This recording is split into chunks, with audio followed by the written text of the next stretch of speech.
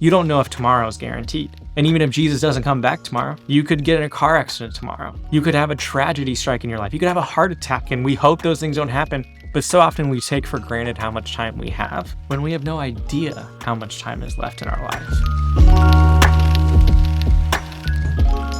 Hey, welcome to this week's edition of Ask the Pastor. This is our weekly segment where we go deeper into our Sunday morning message. And those of you that are part of our church family or checking us out, this is where you have a chance to ask questions about maybe the text we're in, about maybe something we said during that time, and we spend some more time just fleshing out. This week, we started a new book in the book of Hebrews in the New Testament. This is a really exciting book. There is so much depth in here. You can spend just hours mining some of this stuff here. Let's just talk a little bit about it. And we started this week with looking really at the central theme of it. And then we only got 3 verses in. But the central theme of this book is that Jesus is greater. He is supreme to every person, place, or thing that has ever existed, will ever exist. And he is the greatest supreme God in all eternity. Now, that's a pretty big statement. And because of that statement and because of how the book of Hebrews presents that and really just continues down that path of proving it, it affects the way we live our lives. But I want to address one question that I think it goes in with the book of Hebrews, but not directly related to this theme, but I think is important to talk about. Is someone wrote in, because is Hebrews the only book in the Bible that we don't know who wrote it? I think it's an important question to ask. This is one book that we almost consider anonymous or an unknown author. Some people will claim that maybe Paul wrote it or someone else. But this really goes to an important question for our Bibles overall. Because here's what standard Christians, and I would say Bible-believing Christians, believe about where our Bible comes from. Is it was written by real people through history, but it was inspired by God through the Holy Spirit.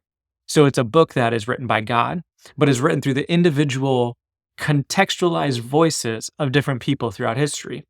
So there are some books that we don't know who wrote them. You go to the Old Testament. For example, we don't really know who wrote Esther. Mordecai may have wrote it, maybe someone else, obviously someone with firsthand knowledge, but it doesn't tell us explicitly this is who wrote it. Some would even say, technically, we don't know who wrote the first 5 books of the Bible.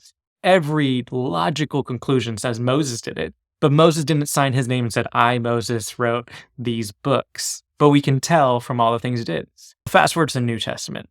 Really, the only unknown books in the New Testament are the 4 Gospels. Technically are anonymous, even though early church history and contextual criticism of people studying these texts and understanding the original languages all can point to a very verifiable author, which is why they are named Matthew, Mark, Luke, and John after those authors. But then the other New Testament book is Hebrews. And why I think this is important is, we said this on Sunday, it's almost cool that we don't have a for sure name in this. Because even though this author writes his great masterpiece, and most likely that was written by a man who was an apostle of some sort or was part of the church, but we don't know that for sure. But whoever it was, obviously they didn't think their name was important enough to put on this letter because they wanted all the focus to be on Jesus, which kind of leads into some of these questions that we have of first in Hebrews 1:2. It says this statement, in these last days. And one question was, why does it say that? Because obviously, if you were, alive in this past week, we just had an eclipse moment. And we're located in Arizona, so we saw part of the eclipse. People throughout the U.S. saw a lot of the eclipse, and people were saying the end times is coming, and we're all something about Jonah, and the whole world was going to end. The eclipse happened. I used some cool glasses that were paper that I got of Amazon from my mother-in-law. I saw a partial eclipse and the world didn't end. But we are still in the last days. What does that mean? After Jesus died, he rose again and then ascended to heaven, we're in what we call as the final days. We have no idea how long we have left. We have no idea when Jesus is coming back. He could come back at any single moment. And the apostles and in the New Testament and the church, they constantly have this mindset of we are living like the last days are right now. You don't know if tomorrow is guaranteed. And even if Jesus doesn't come back tomorrow, you could get in a car accident tomorrow. You could have a tragedy strike in your life. You could have a heart attack, and we hope those things don't happen.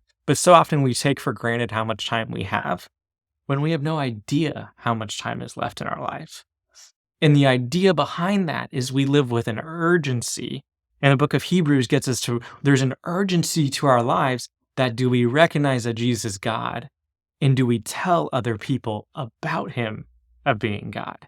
Because when we have that urgency, it should move us to live our life with purpose, instead of living our lives like our time and our days are meaningless, or we can just throw it away. I think another question that kind of goes with our text again that is just really interesting and goes along with this idea of like how much time do we have left is there's an interesting verse in there that talks about how Jesus essentially spoke the world into existence. He was there at the beginning when God spoke the world into existence, but it says by his powerful word, he sustains the world.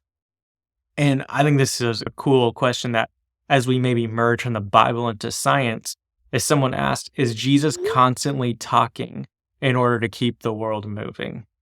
Because it says like he sustains the world. If Jesus at any point says, I don't want to sustain the world, the entire universe could collapse. That's what the writer of Hebrews is essentially saying. So is Jesus having to talk and fill space in order to keep the world going? I would say no. What I think that means is that Jesus, he spoke everything in creation. But I think the beauty of the world we see around us is that God is a very logical God. God is a God of science, meaning that God spoke everything into creation, meaning he made things with a purpose, with laws, with structures. What we view as science from observable facts is things that God created in a system, meaning how our universe operates, how the suns are created to provide gravity that makes life happen on Earth, where the moon is in order to sustain. All those different things happen because God created an ordered world.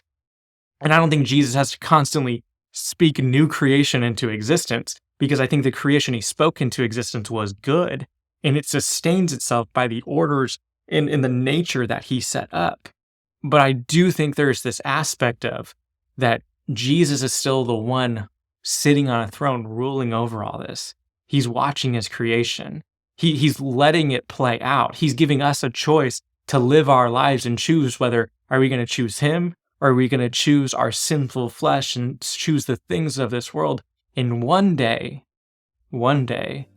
he will come back in one of these last days.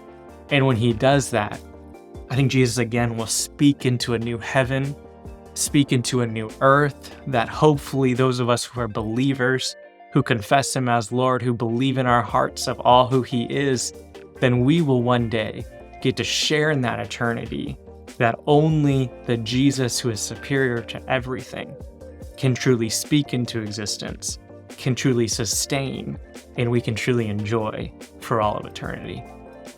Hey, thank you guys for joining us this week. We'll see you next time.